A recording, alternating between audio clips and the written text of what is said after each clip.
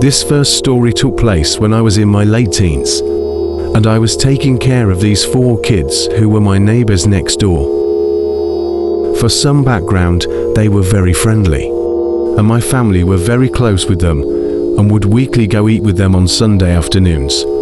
And they asked me one day if I wanted to babysit the kids, and I told them yes, of course.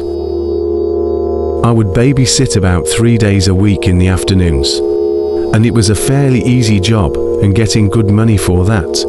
I would do this for a few months, and nothing ever occurred or happened, and one day it all changed. It was a regular day.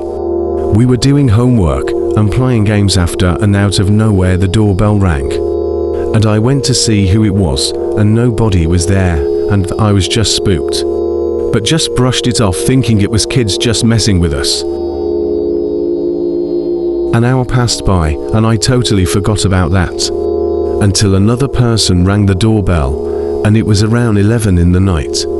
And I was really concerned this time, and told the kids to go to their rooms and sleep already, while I stay at the living room waiting for the parents to come back. I remembered getting up and putting my eye in the little hole on the door to try to catch whoever was ringing the bell. And I was there for about 15 minutes, and when I was about to leave, I saw an old man with a screwdriver and other tools trying to break it so he can come in. I called the police quietly and the parents as well, and they instructed me to hide and also hide the kids together and stay silent while they get there. And we followed instructions. After we hid fast, the door opened because it makes a weird noise when it opened, and we heard it. It sounded like the person was searching the whole house and was getting closer to the room we were hiding in. The little boy was crying, but silently, and we were all scared.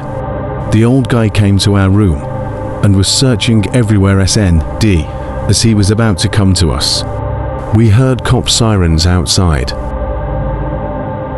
He ran to the backyard, but was already being awaited by the police from all around the house and was arrested. We later found out he was a killer on the loose that just happened to see us alone. He had a bag full of weapons of all kinds. I was forever traumatized with that incident.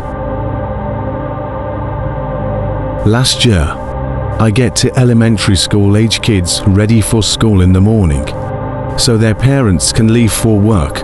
I came in one morning and the mom was on the floor, having what I later found out was a seizure. The dad had already left, and she wasn't responding to me. While I was on the phone with 911, I could hear the TV in the next room and figured the other kid was still sleeping. She started to come out of it and got up to continue making her lunch for work.